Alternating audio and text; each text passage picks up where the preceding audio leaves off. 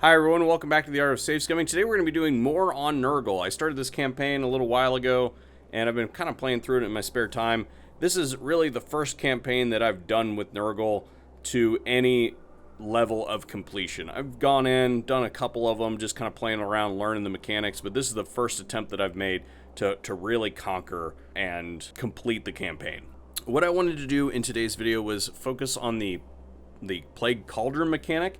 And for those of you who haven't played Nurgle before, the way the Plague Cauldron mechanic works is we select something, whether it's a settlement or a character, hit that and it enables it. Inside there, we can select a variety of things here and either infect the selection, which in that case would be Wang Cheng, and or we have the ability to summon a cultist there. Same thing if we were to grab hold of a character. However, I have played through this campaign to turn 120, and I have some thoughts on this plague mechanic. And generally, to start out with, I'm going to say that I've actually enjoyed this campaign a fair amount.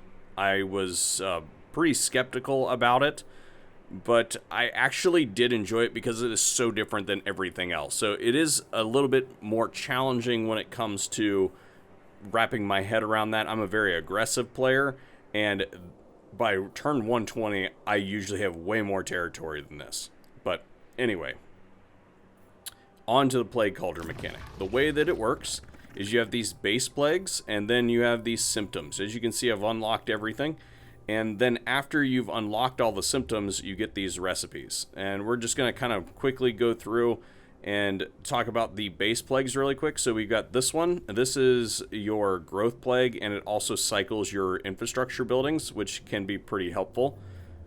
This one I didn't use a whole lot because, well, to be honest, I don't leave things under siege, like, ever. Like, I probably let 2 to 3 sieges go over the end turn the entire campaign.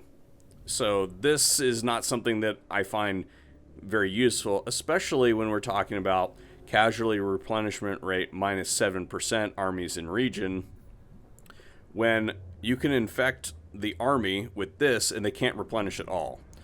This is a plague that I kind of wish generated more attrition than it did, because it what I find I use this for is to keep armies from getting away with that minus 25% campaign movement range and keep them from replenishing. It doesn't really do very much in the way of attrition. Even when we do this symptom paired with it, so something like this, it increases the 50% casualty suffered from all attrition, but it's really still not very much. Moving on. This one is something that's used predominantly towards the beginning of the campaign when you have no troops, and this will allow you to get more summonable Nurgling units early on. After the early stages of the campaign, you don't really use this very often. And then this one is, again, same thing with a lot of these. We've got our 5 for infection and corruption, but this is a minus 4 melee attack, which it can be substantial depending on what you're going up against, but minus 4 isn't as strong as I would like to see it be. Moving on to the symptoms, some of these are unlocked by basically doing the base plague and then doing this, or doing this so many times and then you'll get a symptom, but some of them also come through from the tech tree.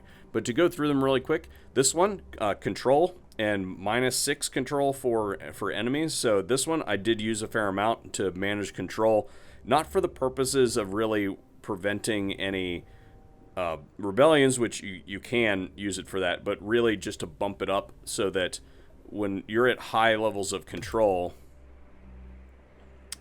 you get extra growth. Cycle of basic military buildings, a chance of plague spreading, good, used it a fair amount. This one, never used it. This is useless in my opinion. I understand the concept, but very, very niche. Chance of plague spreading, absolutely use this all the time.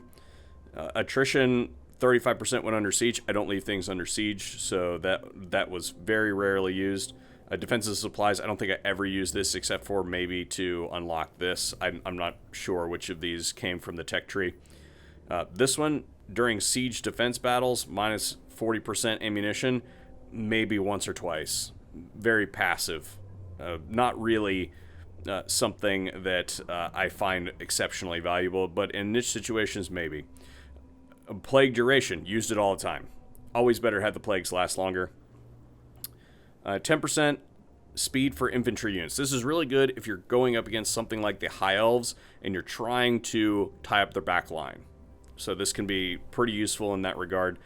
This one, when paired with this, you would think that that would be nice, but really, I would say use this as many times as you need to for the purposes of unlocking the further symptoms so you can get down to these recipes. But really, after that, it's not really that useful. You're not doing very much damage. Vanguard deployment, very rarely did I use that symptom. Corruption. Actually, I used the spread corruption quite a bit.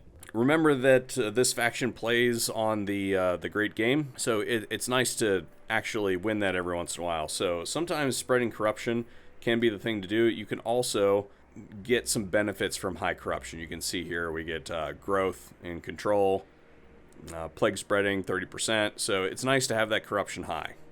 Weeping Eyes, particularly against high elves, highly useful.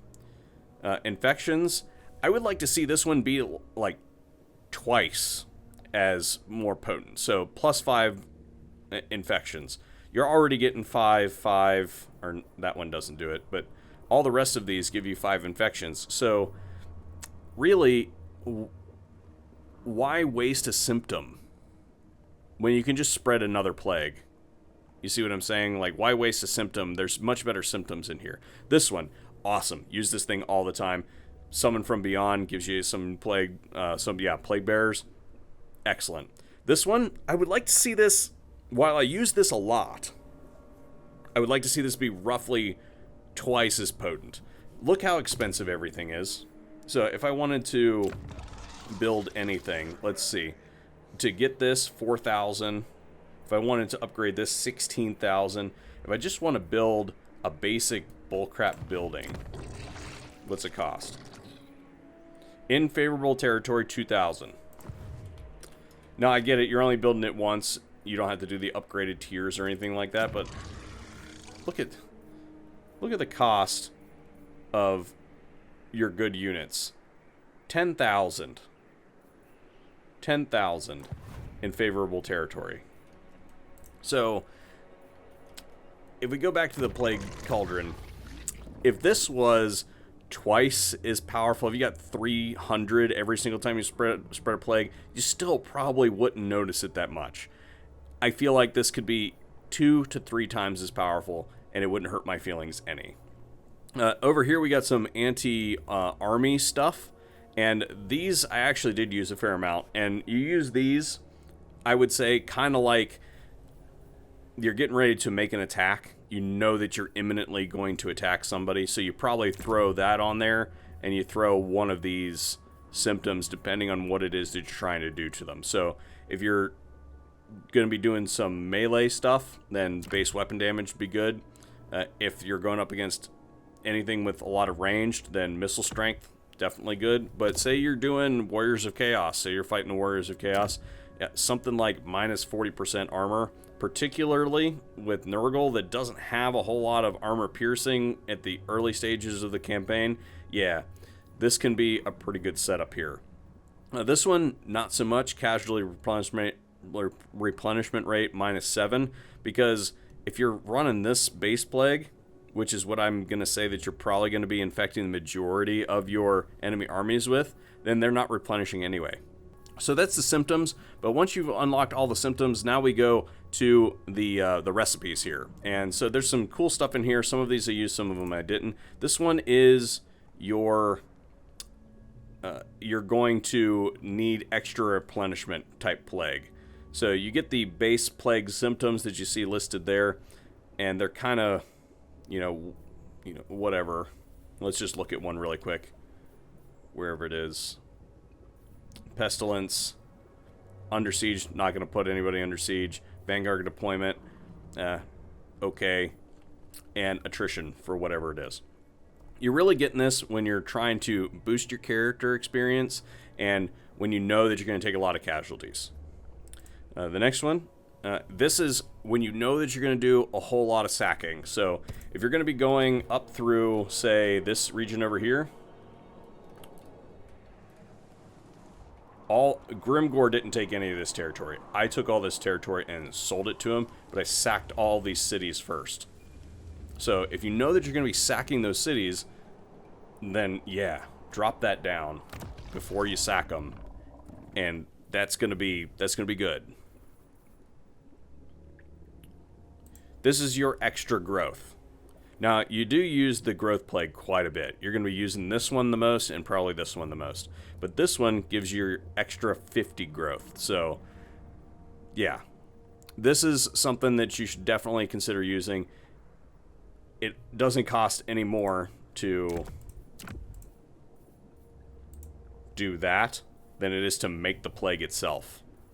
So, yeah. Definitely useful. The other way that you could do growth is something like this. Or if you're trying to cycle stuff, then like this. Moving on. This, I never use this. I find very little reason to have extra spell resistance. It doesn't really make a whole lot of sense to me. I have never popped this plague on anything. And then this one, this is the creme de la creme. This is awesome. An extra 20% physical resistance in addition to having this, which gives you those plague bearers. So that one's pretty hard to beat. You're going to use that one a whole lot. So I guess what I would like to say is to reiterate that I've had a really good time playing through this campaign, but my thoughts when it comes to Nurgle and this mechanic that we just spent all that time going through is that it is not as potent as I would like to see it be. Nurgle is supposed to be the god of pestilence. This does not feel like that to me. Like, it should be more powerful, and it doesn't feel powerful at all. I feel like, as the Lord of Pestilence, if I wanted to take this position here, if I wanted to take Karakazor in here, then I should be able to pop a plague down on this and annihilate the garrison over the course of maybe a couple turns, but I should be able to suck this garrison down to nothing and walk in with just an army of Nurglings or something like that. The other thing that I think is missing from this is if I've just got a basic army, if I run Nurgling spam, which you would be doing a fair amount of, if I do this, there's no siege attacker. And while this is, I suppose, balanced, I find it not as fun. And it would be very easy for them to eliminate one of these redundant ones or just expand the damn thing, because it could definitely use some expansion. Why not put a siege attacker capability in here? I think the other thing that could be done in addition to expanding this is have multiple tiers. So yeah, at the early stages of the campaign, when you're strapped for infections, maybe this is one of the ones I said I wanted to see increased. Keep the 150, but have an upgraded tier of it so that if I wanted to, I could get that 300 that I wanted to, or be able to add, allow me to add it twice so that I can get that 300. But I think the way to do it would be to allow an upgraded type of fever, something associated with fever, that instead of 150 gives me 300, and instead of the plague costing me at this point, it would cost me 100. Make it cost, make this be, instead of 50, make it be 100. So now I've got more expensive symptoms that I can choose instead of everything just costing 50. So you have greater impact. Let me think. Is there anything else that I would like to see absolutely bumped? I'd like to see the attrition on this bumped. Make this, I suppose you could keep this the same and then make this instead of 50% casualties suffer from attrition, make it like 500% and make it more expensive, maybe. Yeah, that's the only one that really seemed to me like I would like to see bumped up in addition to the fever one. I just feel like some of these are sort of impactful, but it would be nice to have more stuff that you can do, I suppose. More different combinations to be used.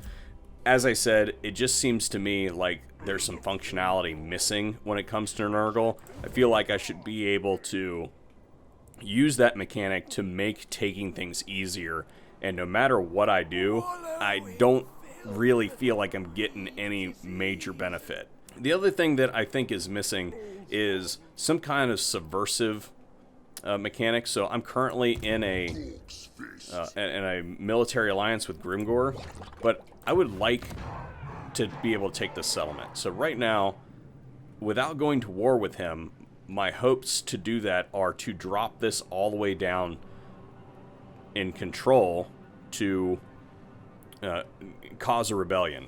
I feel like there's some way that we could play with this Plague Cauldron to make it more accessible so I don't have to go to war with Grimgor to get a settlement like this.